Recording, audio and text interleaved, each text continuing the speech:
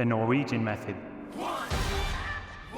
I'm KB Kristian Feel, Olympic and 3-time world champion. I'm Dr. David Lippman, a health and human performance specialist, and welcome to the Norwegian Method podcast. The Norwegian Method. Welcome back to the Norwegian Method podcast, and joining me is Kristian Blumenfeld, fresh off, a couple of hours off, a victory at Aix-en-Provence, 70.3. Welcome, mate. Thank you so much, and thank you for turning around so quickly to do this recording actually before the podium ceremony in 90 minutes time, and crossed the finish line a few hours ago. So it will be interesting to talk through the race, and pleased with how the day went.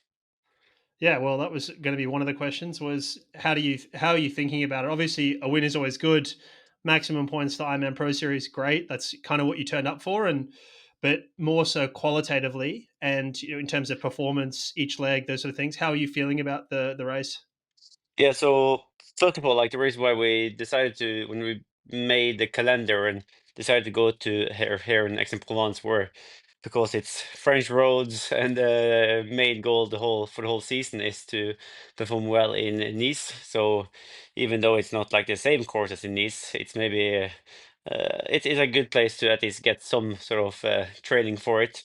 So the bike course was maybe out of swim, back and run what I was most like courage about, was like hoping to be able to ride comfortably and because like we had like maybe 2.5 sort of climbs, not massive ones. Like the longest one was maybe 10 minutes, but still like instead of just riding steady power, you're like having more like spiky power, and then you're having the descending and knowing how to deal with descending in the group with the group dynamic. I think we were like 20 guys or something basically coming out of the water together. So maybe of a 70 guy big field, 20 of us came out of the water sort of in the neighborhood, and I was pleased to be 12 seconds down from the lead. Wetsuit swim and 12 seconds down from the lead, and maybe lost another 8 seconds in transition. I didn't have the quickest transition, so I was then riding quite steady, like maybe just under 400 watts for the first 10 minutes, just to bridge up again to Sam Dixon and Jonas Schomburg. And then from there on, it was more like trying to play it smart in the group, ride hard in the hill, be well positioned before the descendings, and just trying to get as economic as possible with the race rangers, because that's also like a place where you can waste energy or save energy if you are sort of really good and efficient with like the riding smooth with the guy in front and with the lights. So another race on getting experience with that, and then coming off the bike, and I just felt super good. And I knew that Simon Bian, who was also together with me off the bike, a French guy who is normally riding really well in hilly courses, and used to be. I used to race against him in short course back in the days, so he was typically also like in that second or third pack, and we've had like tons of races where we then had to work our butts off to catch the front and then try to run off with very tired legs. So I knew that he could potentially run well with tired legs as well.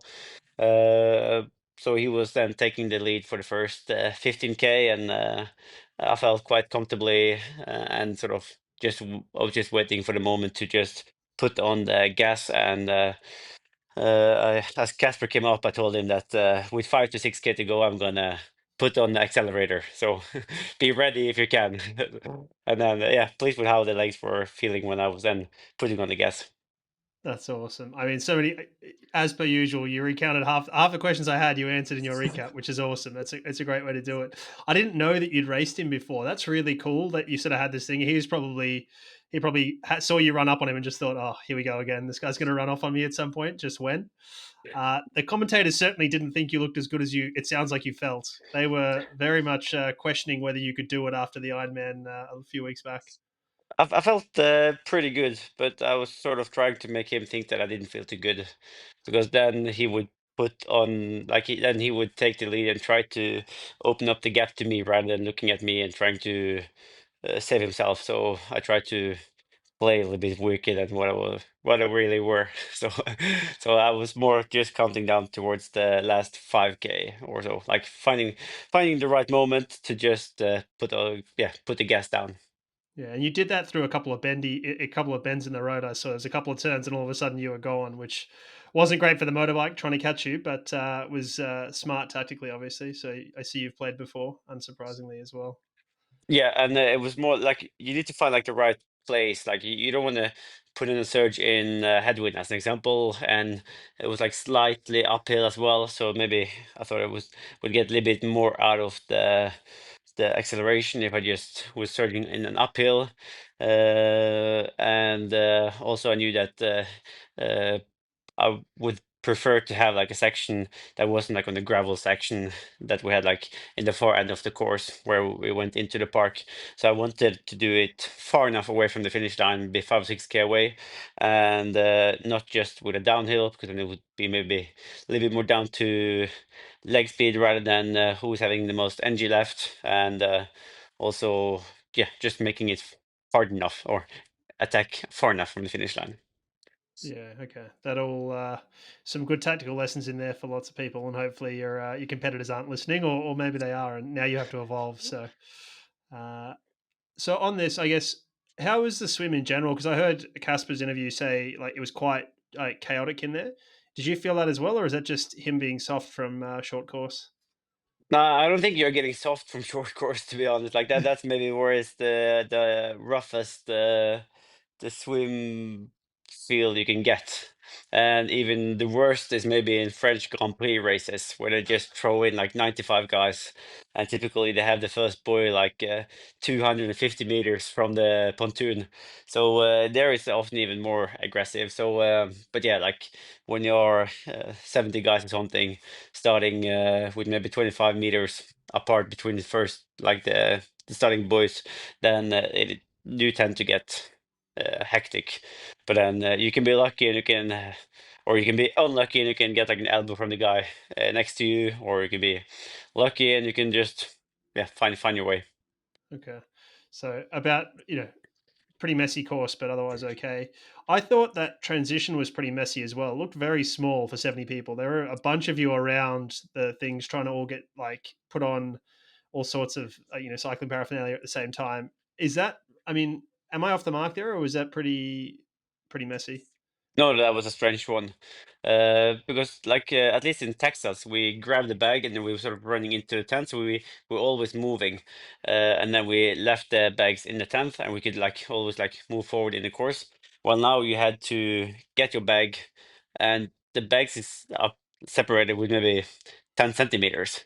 So if you're getting 70 guys within the 5 meters or so where like the wrecks are, there's not enough space for everyone. So you sort of have to get your bag, you have to go back, find your space, put on your shoes or your helmet, and then put everything inside the plastic bag again, and then hang it up.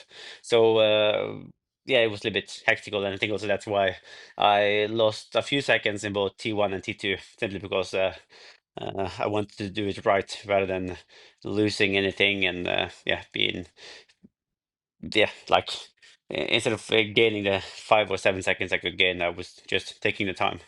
Yeah.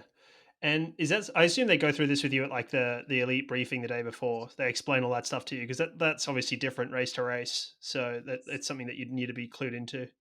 Yeah, so that's why you always have to pay attention at the briefing.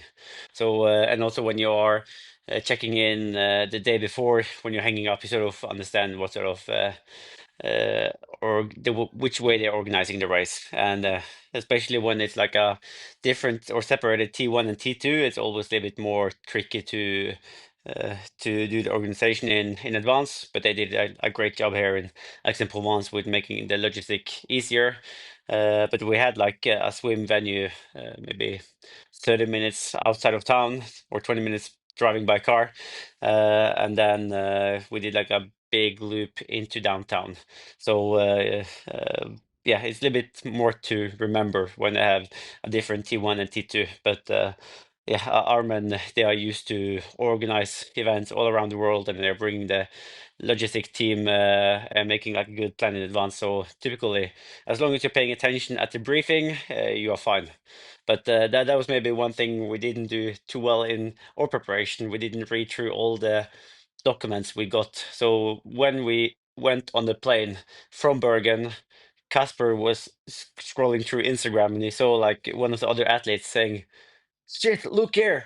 There is a disc wheel or rare disc wheel is forbidden." It's like Kona rules. So we couldn't use the rare disc wheel, and he was only traveling with disc wheel. But luckily, me and Gustav was getting one new bike each from Giant and KDX here in Aix-en-Provence. And by coincidence, we also were getting both a rear disc wheel and the four-spoke wheel. So we were, by coincidence, we had the equipment that we needed. Wow. Okay. And so what did Casper have to do? Did he didn't use some of yours? His girlfriend was coming down on Saturday, so she was traveling with his equipment. So he managed to organize it around. That's hilarious. I can only imagine the phone call like, "Hey, you got to bring me a wheel. I'll talk you through taking the bike apart to."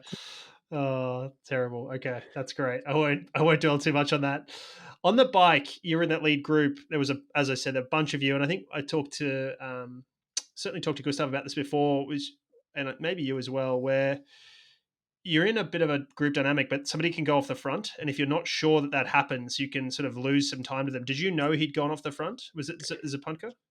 Yeah, so I was in third position when he sort of opened up the gap. Maybe it was even after 15K, and I knew that he would potentially put the power on because he was winning the race last year by opening up a big gap, but then he was running a 1:14 for the run, and today I did like a 1:07. So I felt quite comfortable that even if he got a gap, I would be able to catch him again on the run. And he just told me before the race that he had been struggling with a bit of running injuries as well over the winter. So if he did a 1:14 off the bike, a hard bike last year, I was expecting him to run even slower or like slower than that this year. So then I was more like trying to play the game smart and yeah, riding hard in the hill and then trying to be safe but fast in the downhills. The Norwegian method.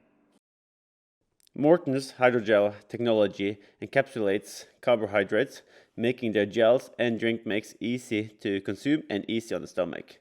With no added colors, flavors, or preservatives, you get exactly what you need and nothing you don't. It's the fuel we rely on both trading and to execute on the race day. To get 20% off your next purchase on morton.com, simply enter the code TNMS2 at checkout. The code is applicable once per customer on all products except the Morton bicarb system. Valid until December 31st, 2025. The Norwegian method. Yeah, he ended up, I think, running a 1:11, so he was a little bit off. I mean, but I Oh, mean, he did 1:11. yeah, I think he ran pretty well in the end. But he came, I think he came 11th or something like that. So he blew up a bit towards the end. A couple guys ran through them, but you obviously weren't surprised to see him on the run then when you guys caught up to him. No, Uh, especially not when he had like just over 2 minutes. Then I felt confident, especially with the way I felt coming off the bike. Then I thought, okay, this is I should be fine with, unless he's been doing a lot of track sessions lately. Yeah, yeah. Well, we're going to get to your training because people definitely gave us some comments that they wanted to hear more about your training. Lots of good comments on the Spotify feed. So appreciate people who do drop comments there. Last question on the bike leg. You already sort of alluded to part of what you were trying to practice was Race Ranger. You talked about wanting to do this course specifically because it probably is as close as you get to Nice in many ways. Sounds being in Nice.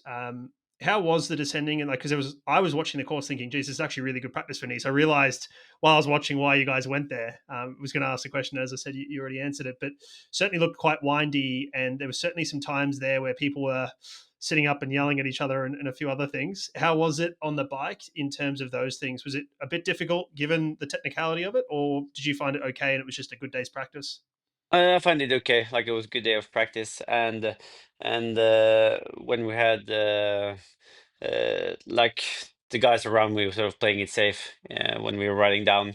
So it was more about like the different section. Like you have to surge more in the hill. You have to be a little bit more reservative, like on the flat section, because then you know that people in the group are saving more. So you sort of have to ride a bit more tactically and making sure that you're putting in the power at the right place. And maybe in the downhill, maybe you don't want to be leading. Maybe you want to be third or fourth position, just to be able to be close enough to the front to not be affected by the sort of the snaky, I don't know what you call, like the acceleration and stop and go from the corners, but you are still like far enough in the front so you can see the front and you can get the benefits by being uh, like third or fourth wheel. So it's more about the placing there in the group, and also knowing where to put in, keep the power on, so maybe accelerate in the group. Like typically, if it's like slightly uphill, you want to sort of accelerate, and then as you're coming up on the top of a hill, you want to sort of move forward, further forward in the group, and then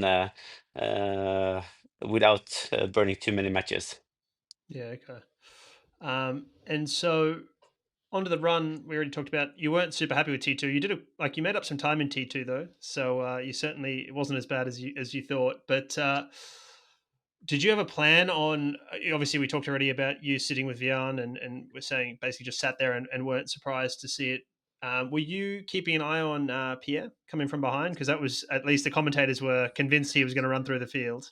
I didn't think about Pierre at all when he wasn't in that group, so I didn't actually realize that he was catching us by that much by the first two laps. But I was maybe like, I thought maybe once that, where is Pierre? I should look after him. But then I also knew that I had a fast final 5K to like in me, so I wasn't really worried if he would catch me, because then he would probably have used a lot of energy to work himself up to catch me. So I felt confident that I would be strong for a final 5K.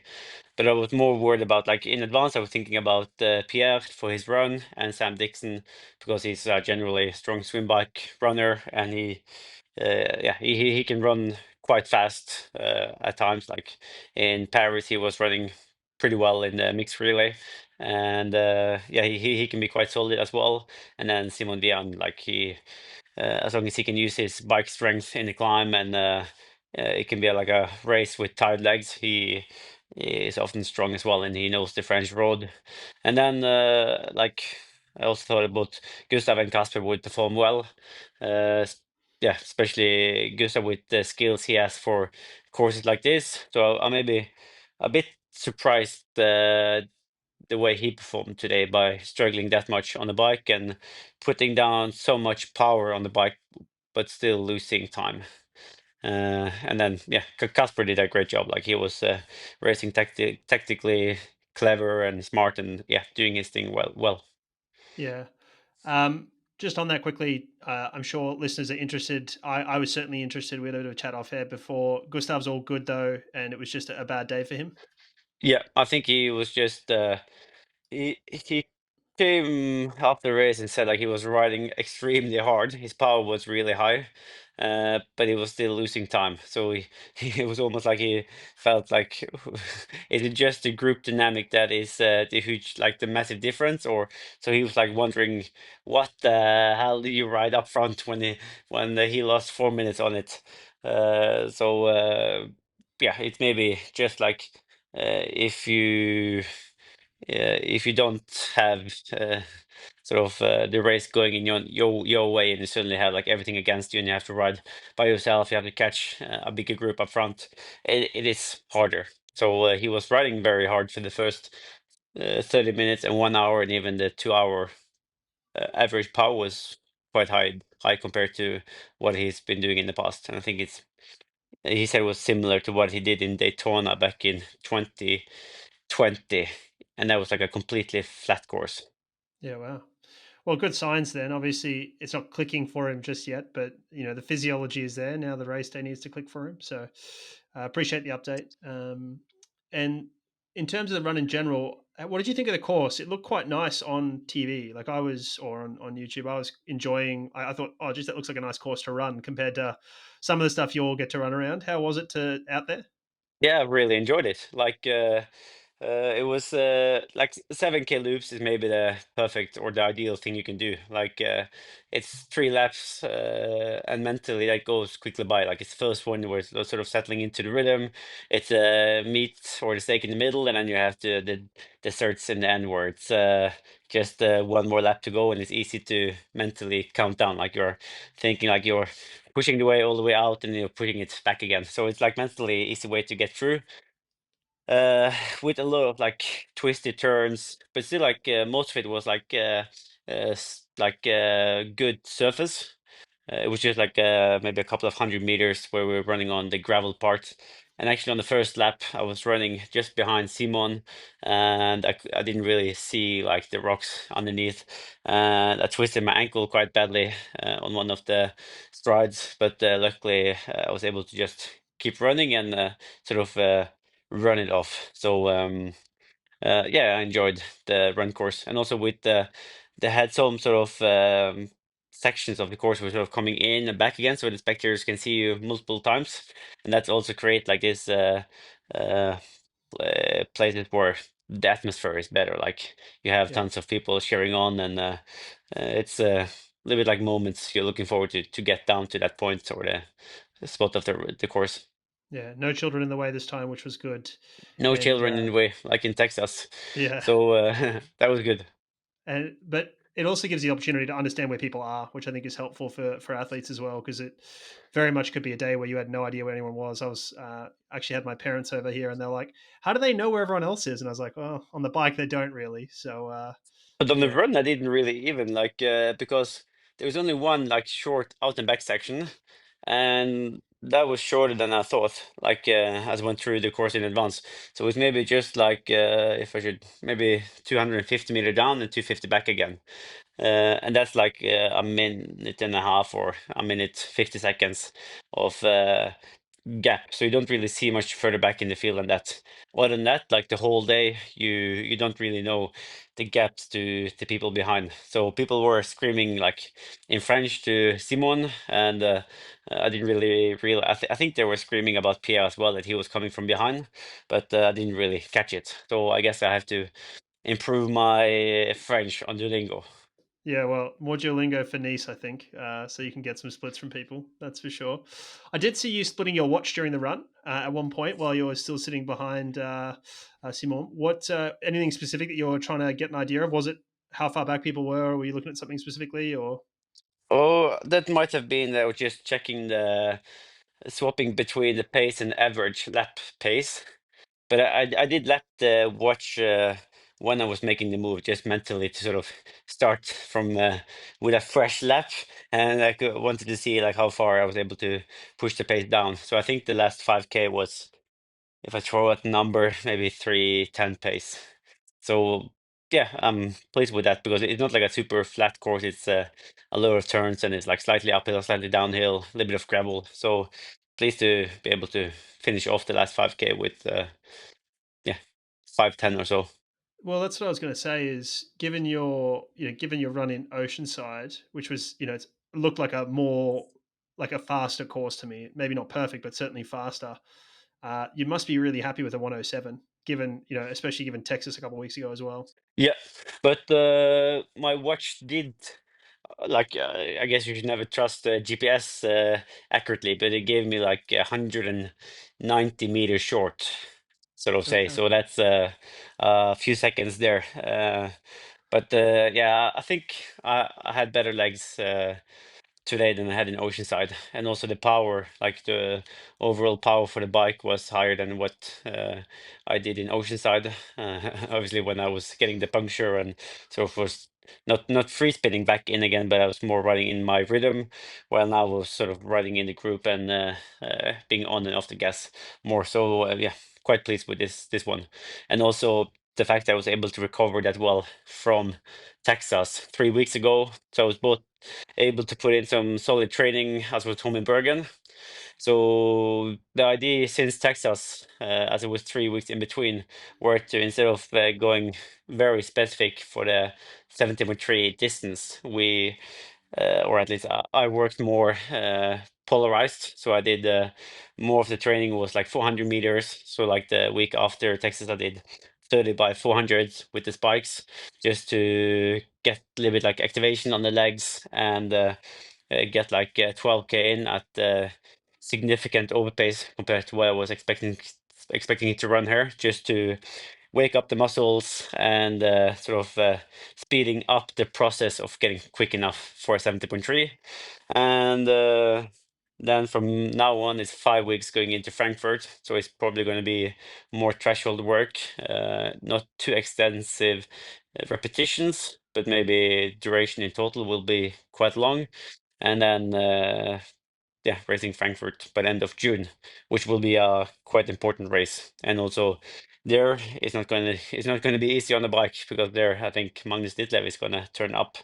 So Frankfurt is going to be another big challenge, but a crucial one with in terms of the Ironman Pro Series, because like as I said before, you can always do another 70.3 race the next week, but if you are failing in an Ironman, it makes the whole schedule way more difficult to find another Ironman race in order to get the points you want for the Pro Series. Yeah, no, that's makes some sense. You did mention that you were going to do some short stuff. I was going to ask about that, and then the threshold work through Frankfurt. You also said you're probably going to go into Frankfurt a little bit heavy and a little bit underdone compared to then sort of what you'll be looking at Ironman specific stuff leading into Nice. Is that? I assume that's still the case. I don't think you would have changed too much. It all seems to be going pretty well. Yeah, so in terms of heavy, it's more coming in with higher intensity compared to what is expected to be in Texas. No, I mean in Frankfurt. So instead of doing those 5 hours Ironman pace on the bike and then 30K on the run, it's probably going to be more threshold pace, so more around the 310 mark on the run, and trying to lift up the power on the bike, both in the aero position and in the base bar. So both through climbing to get activating the whole muscle, but also in the aero position. So it's going to be challenging, but exciting time. And also, we don't have to forget. We shouldn't forget to talk about the new bike. Just got a new bike for the race. Tell me about it, mate. Tell me all about it. Yeah. So Andy from KDX came here and delivered my brand new white KDX tri-frame set with the 4-spoke and the KDX tires and the new cockpit. So that was it's always a great feeling to race on a new bike, and it's always great to get a new bike, and it's even better to win on a new bike. So that was a highlight for the weekend as well. So Michael Jordan used to play in a new pair of shoes every night because he said you always felt special when you played in new shoes. So maybe you should chat to KDX and get a new bike for every race. Yeah, that's I'll try to get Adam to bring that for every major race. It's important to have a fresh bike. No. Like it's as long as you take care of it well and you clean it after 30 rides, it lasts forever. Yeah. And so I assume it wasn't a huge change for you, because I doubt you would have, especially given your history with cramping. I assume you weren't going to have wholesale changes in a bike, without having spent some time on it before you sort of race day. So I assume it was mostly similar for you. Yeah, it was basically the same position. So I even brought my saddle or seat post and saddle from the old bike, and like with the marker from the position from before. So the position should be as identical as it was. So I wouldn't risk it for this course to be in a completely new position with new balance and then going down descending or the descendings. The Norwegian method. We have been using Plasmade for the last 18 months, and what I love the most is how it helped me get ready for the hardest sessions. A hard session is tough in itself, but with Plasmade it just gives me that little bit extra that helps me perform every single time. We use Plasmade approximately 40 minutes before training and sometimes before flights. After using Plasmade, I feel like the oxygen is just more available in my muscles. I felt like every single breath is utilized more. Alongside their orange, strawberry, and watermelon flavors, Plasmade have launched a new delicious pineapple citrus flavor. Visit plasmade.co.uk and use the code NM15 for 15% off your order. The Norwegian method. That was my thoughts exactly. Couple of last questions on the run, mate. So what did you think when Schomburg bridged up? I heard you say that you heard him breathing and thought this guy's not for long. Is that fair to say? Yeah, so it's like he was catching us in a downhill on the way to the park at the far end of the course, and he was breathing quite heavily. But again, he was performing better than what I expected in his Ironman debut in South Africa. So again, I wouldn't underestimate his engine after what he did there, because there he was basically riding faster. I think he was riding faster than Magnus Ditlev for the first 20K or 30K or something of that race. So and he was able to keep a good pace on the marathon, and he came in third in South Africa. So but also in short course in over a 10K, he tends to open up the first 1 or 3K quite optimistic. And with the way he was breathing, I felt that, okay, this is, let's see if he can stay with us up the hill again. And then when Simon was, trying to keep the gas on up again on the hill, or like the biggest hill of the course, then we were able to open up the gap again to him. So that was a quick hi and goodbye. It was a bit strange because on the footage there was a confusion between the commentators, but what we saw him catch you, then it went to the women's race, and I was like, okay, and then we saw you and Simon pass Zapatka, and I was like, oh, now they must be, and then there was and Schomburg was gone, so like, has he gone off the front, and now they're in second and third still, and they've just dropped fourth. And then there was an argument with the commentators. They're like, no, that's first and second. And I thought, okay, they must have. That's weird because he came up to you so quickly. I thought, oh, he's in great form. He's going to go off the front. But yeah, it's such an interesting thing when you don't get to see the whole race, unfortunately. So Typically, he opens up the first K in short course like 10 seconds quicker than everyone else. wow, And there, everyone else is sprinting out, but he's sprinting out 10 seconds quicker than that. wow, okay. And did you think, or did you have any insight that Casper might be catching up to you, or that you might see Casper at all? I wasn't surprised, but I wasn't aware of him before. I think it was in the second lap Okay. out in the park. Then I thought, oh, that's Casper. But I was like, it's a bit like in training. He can be, you can drop him, but he is never like the elastic band never tend to snap. He can be like he can be hunting you down the whole race.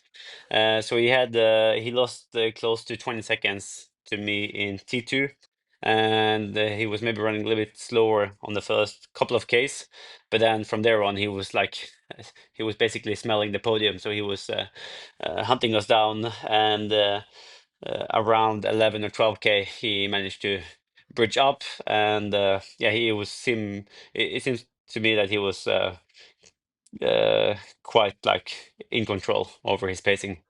Yeah, it looked like he had a great race. His transitions were, you might have to have a whisper to his coach and tell him that needs some work on his transitions. Yeah, so now Gustav will be designing some transition sessions for him. I like it. And does he have to give Gustav a cut of his winnings, given Gustav's coaching him? No, No. because Gustav didn't share anything from Oceanside. Love that. He actually paid for the ice cream today. So he actually bought Gustav some ice cream at the bar, or not the bar, like the typically French ice cream shop. I like that a lot. And just on the last little bit on the run, the lapped course, how was that with the age groupers and stuff around? Because it looked pretty messy at the time, especially a little bit before you made. No, it was when you were passing. When you guys sort of passed, it was really messy. There was people all around. I thought, oh, that's not great for these guys who are trying to pass people. Yeah, it's a little bit tricky if you don't know who is behind you and if you feel confident you are fastest on course. because then when you're looking behind, you don't really see if it's Casper or Simon Vien who's chasing you down, or if it's an age grouper. Because typically you just like glance behind for like a second and you try to see like what's the gap. So you're losing a little bit the overview of where the athletes are. But especially like today when I felt that strong in the end, I felt like I was running faster on course than the age groupers who were on their first lap. It's worse in an Ironman if they have 4 laps and you are smoked. You have 7K to go or something, and all the age groupers you are catching, they try to for maybe it's just 100 meters or 300 meters. They try to join you, so then they are running with you. So that makes you feel that you're running slower than you actually are, because everyone around you are then increasing the pace. While now I felt that I was running in such a different pace that it didn't impact my feeling of speed on course. I did see a cameraman. There was one shot of a cameraman running alongside you, and I saw him. He caught me as well. He came from behind and I was like, "You're making me look bad." It was insane. And he was running with a steady cam as well. Yeah. I was like, oh, surely this guy's on a Segway or a bicycle or something. No, he was just running. It was really impressive. Maybe he'll get a wild card to the T100. Believe me or not, but the guy who was filming from the front was a runner all the time. 21K. Very good. Very good. I didn't realize Patrick had gotten over his tendonitis already. A couple of last little things, mate. Any learnings you're going to take away from today? Anything you want to work on? Any learnings that you think should be going forward with you? Obviously, you're not going to change training by the sounds of things. Not really. It's like I was pleased to get the results, but I haven't got any new ideas straight away from the race. Like it's more like practicing the small things. Like the more time I'm able to ride with like 15 to 20 guys with the race ranger and being a part of that dynamic is making me a little bit sort of better for each time. And the same with like the swim. The more I'm swimming with 70 guys and being able to position myself in the water, like just in general improving those small skills within the race. Yeah, that all. I mean, listen, you had a good performance today. I was hoping you didn't want to change things wholesale, so that would have been So a bit. Yeah, so that's a great thing when you are having an awful day, because then you pops up to your mind like 15 different things you want to do until the next race.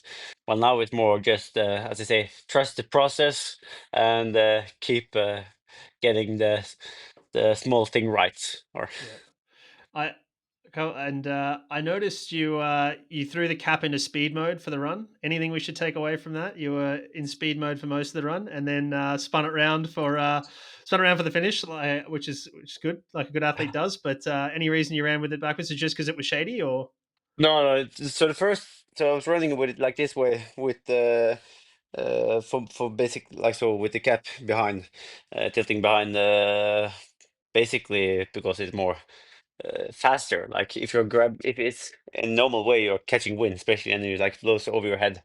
But then when I had enough time to get a bigger Red Bull logo in the finish line shots, then you have to get all the logos and the products in for the money shots, as they call it, at the finish line. Yep. No. Get I the clean understood. suit, get the logos ready, the race bib number to the front, making sure that nothing covers the logos. No, I understood the finish part of it. I didn't understand I didn't understand why you went into speed mode, but it sounds like it's just just had to go into sport mode for that bit.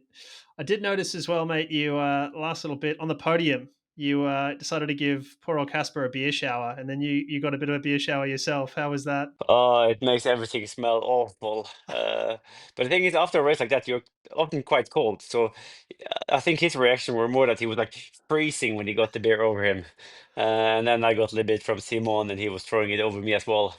So I felt I'm not the biggest beer drinker. So it's better to put someone else down. I felt a bit sorry for Simon because you threw yours on mostly on Casper. He threw his on you, and you sort of threw a bit on Simon. And it looked kind of like he was like, I don't know if I'm allowed to throw this on KB. So It's quite funny to see. It's worth watching back. He looked a little bit awkward, but you must have enjoyed having Casper up there with you. It would have been, good memories for you and good vibes going forward.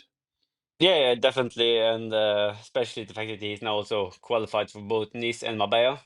So he had an awful day in Oceanside as well, where he wasn't able to qualify for Marbella. So the fact that he was now able to take those two off was great, and it gives confidence to the group, and it keeps like the moral high that at least Gustav had a tough day today, but like in general the group is performing well, and then it's like hopefully we can all three perform at the same races, but at least if someone is performing here and there, it's great.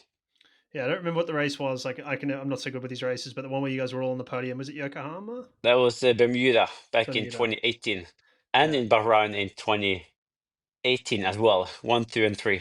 Yeah. So I think everyone's crossing fingers for to see that again somewhere, right? Anywhere. That's our wet dream for Nice, to get a 1, 2, 3. But then it's more like the thing we are sort of haven't agreed on yet is what sort of order we should go in. And I reckon we should go by age. Casper agreed, but he reckoned it should be reversed by the youngest to the oldest. But Gustav, wants to do his own things. Yeah, well, knowing you all a little bit, I don't know Casper very well at all. I've never met him, but knowing the other two of you, I don't think there's any discussions to be had here. I think it'll be discussions in jest, and then when push comes to shove, you guys are going to absolutely rinse yourselves to finish there. I don't think there'll be any niceties there. Yeah. But sort of the nice thing and the tough thing by knowing each other that well on race course is that you know each other's weaknesses and strength in and out. So they know how they should race to beat me, and I know what way I need to race in order to beat them. So we both know that we know everything. So then it's more who is actually the strongest on the day and who's actually able to put down the performance that is required in order to become the Ironman world champion in Nice.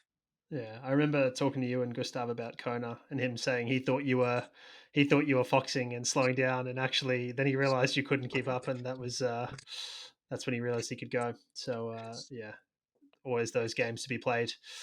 But mate, appreciate you spending time with us post during recovery. Have you got another training session today, or are you done for the day? Now I'm done. Now it's cable loading and award ceremony, and I'm gonna pack down the bike. And it's an early flight tomorrow, heading to Surpass and meeting the team behind the fastest tri-suit in the world. So I haven't visited their HQ in maybe 2 or 3 years. Okay. So yeah, looking forward to meet the team there and to see the HQ again. That's exciting. And then home for a couple of weeks. I think I heard you say previously. You got 2 more weeks at home, and then you're off to, is it altitude again? We did plan to go to Fontremeux, but I think we are skipping that camp now. So we are staying in Bergen until Frankfurt, and then doing a 5 weeks camp going in Fontremeux, going into Nice. Okay. So basically Exciting. 2 months in France, going into the French race. And I mean, that's probably the longest you've spent in Bergen in a while. That's what happened when you're getting a new house. Then you want to stay there more. Yep, that makes sense. You guys have all got nice paying caves from what I've seen, so that's really cool. And I feel we got a little bit tricked as well, because the last 2 weeks we were home, it was basically blue sky and 17, 18 degrees every day. So super warm for being Bergen. So then, okay, this is the new Bergen. Let's stay. But then I guess probably June we'll be back to rain and clouds and Yeah. Well, you like that. I've heard you say Yeah. before you like the Spartan stuff, so that's very good. Mate, I won't keep you any longer. Appreciate your time. You take care. Happy training, and we'll talk to you soon. Listeners, thank you for listening as always. We appreciate you. Please share the episode, rate the podcast, of course, and if you haven't subscribed, please do that. KB, thank you, mate. Thank you. The Norwegian.